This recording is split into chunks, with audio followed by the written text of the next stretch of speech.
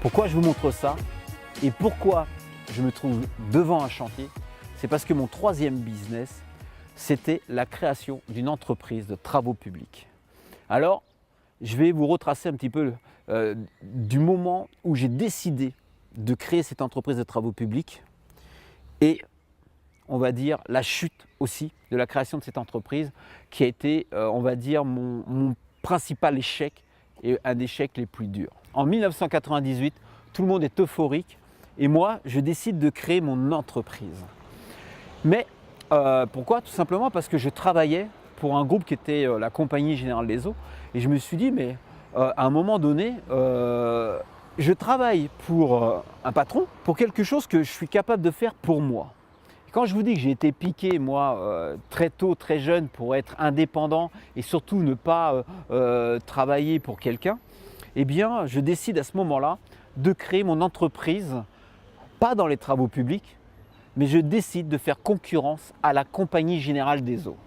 Et ce qui se passe, c'est que ça revient aux oreilles de ma hiérarchie et je suis convoqué un beau matin au siège de Vivendi Universal où le PDG, Jean-Marie Messier, me dit « Mais voilà, j'ai entendu parler du fait que vous souhaitez créer une entreprise pour me faire concurrence.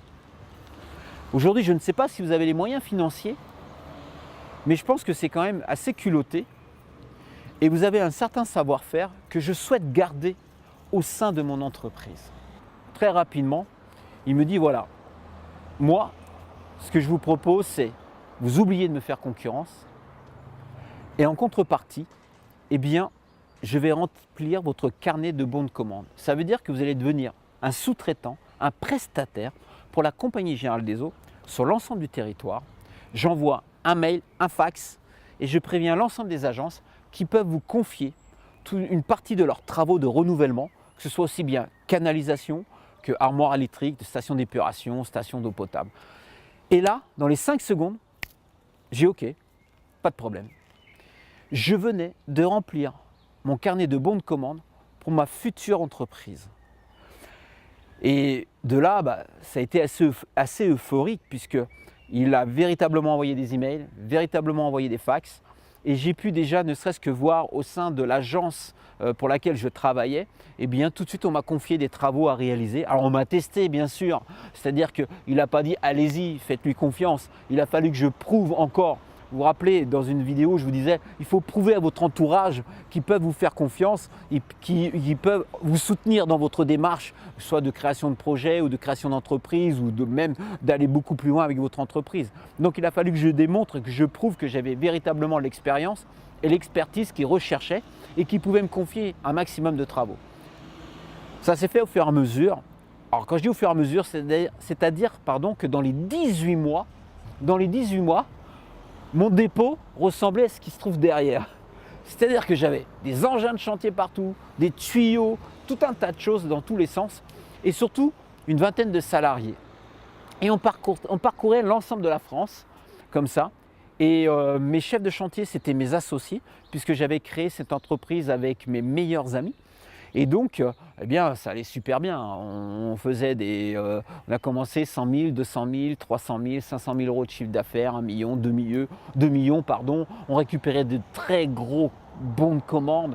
On récupérait des chantiers de 6 mois à Orléans, à Nancy, à Nîmes. Je suis allé aussi à Lyon. Voilà, j'ai vraiment, dans le sud d'Orléans, on a été jusqu'en Bretagne. Et donc, voilà, on a fait de très gros chantiers. Jusqu'au jour où ça fonctionnait très très bien.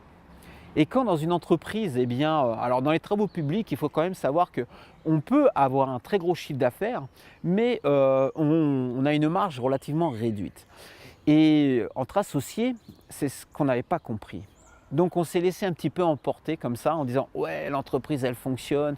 Alors il y en a un, il a acheté une nouvelle voiture, le deuxième il s'est dit « mais pourquoi pas moi ?» Donc il a acheté une voiture encore plus grosse que le premier. Et puis moi, bête, j'ai dit eh ben les gars, puisque moi j'assume toute la responsabilité de l'entreprise, c'est moi qui signe les bons de commande, c'est moi qui ai fait la démarche, eh ben je vais aller chercher une voiture encore plus grosse que la vôtre.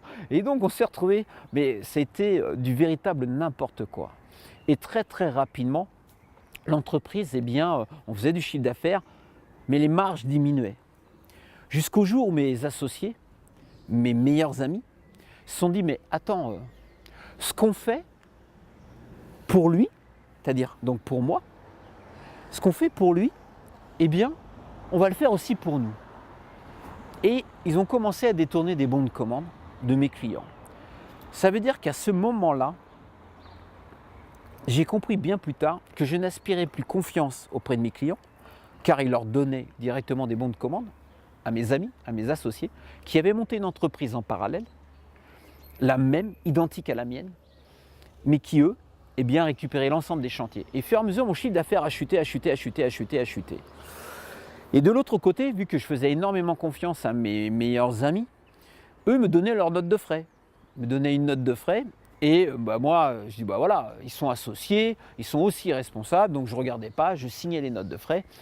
Jusqu'au jour où je me suis dit, mais c'est bizarre, ils ont des notes de frais de dingue, des indemnités kilométriques de dingue. Alors ça, c'est peut-être dû aux voitures qu'on avait. Mais ils dupliquaient leurs notes de frais. Et l'entreprise, elle s'est cassée véritablement la figure. J'ai été obligé de la mettre en redressement judiciaire. Et là, le juge me dit, mais monsieur Béja, je vais mettre votre entreprise en redressement judiciaire, c'est-à-dire que vous allez avoir une période d'observation. Et pendant 6 mois, je vais vérifier que le chiffre d'affaires que vous me promettez, eh bien, vous l'aurez bien. Et pendant 6 mois, j'ai été en observation. Mais vu que mes associés détournaient tous les bons de commande, je n'ai pas pu réaliser le chiffre d'affaires qui était escompté auprès du juge. Et 6 mois après, ce même juge met l'entreprise en dépôt de bilan. C'est-à-dire qu'à ce moment-là, je mets 25 salariés sur la paille, je n'ai plus rien. Mais surtout, c'est que à cause de mes associés, j'ai été obligé de déposer le bilan car eux avaient détourné l'ensemble des bons de commande, étaient en train de faire vivre en parallèle leur propre entreprise. C'est-à-dire que pourquoi ce dépôt de bilan a été, on va dire, assez difficile, et ça je vais l'aborder dans la prochaine vidéo, comment j'ai géré cette descente en enfer. Eh bien pourquoi il a été difficile, c'est parce que oui, j'avais une entreprise florissante qui aurait pu durer encore, peut-être qu'à ce jour elle existerait encore, mais aussi parce que j'ai été trahi par mes meilleurs amis qui étaient mes associés. Donc en fin de compte, ce que je voulais vous dire, c'est que j'ai fait confiance à mes meilleurs amis. Alors pour moi, je pensais qu'ils étaient aussi responsables que moi, puisqu'ils étaient associés. Je me suis dit, ils vont quand même faire en sorte que l'entreprise dure, continue à se développer. Alors que eux pensaient uniquement à eux et non à l'entreprise. Et ce qui se passe, c'est que j'ai commis une erreur, c'est-à-dire que je leur ai fait véritablement confiance, donc je leur faisais directement l'échec pour rembourser leurs notes de frais. Mais leurs notes de frais, elles étaient identiques et ça, je n'avais même pas vérifié. Je n'ai même pas vérifié que je diminuais mon volume de bons de commande. Pourquoi? Parce que eux, ils les détournaient. C'est-à-dire que sur le coup, j'en ai vraiment voulu à mes associés. J'avais une rage contre eux. Je me disais, mais c'est de leur faute si je me suis cassé la figure. C'est de leur faute, c'est parce qu'ils ont détourné les bons de commande. C'est parce qu'ils ont dupliqué leurs notes de frais. C'est parce qu'on a dépensé trop d'argent. Je disais, mais c'est de leur faute. Ce que je voulais absolument vous dire, c'est qu'on est véritablement responsable. C'est-à-dire que quand on est chef d'entreprise, nous sommes les seuls responsables de tout ce qui se passe dans l'entreprise. On ne peut pas rejeter la faute sur les autres. C'est à nous de vérifier que tout fonctionne bien, que le chiffre d'affaires se développe correctement, que votre marge est toujours raisonnable, honnête, que votre compte de trésorerie est suffisant pour pouvoir continuer à évoluer. Vous êtes responsable. Mais ça, je l'ai vraiment compris que quelques années plus tard. Je me suis dit, mais je me suis cassé la figure, ce n'est pas de la faute de mes associés, mais c'est de ma faute. Et ça, en fin de compte, moi je vous parle pour une entreprise, mais dans la vie c'est pareil. C'est-à-dire à un moment donné, vous prenez une décision,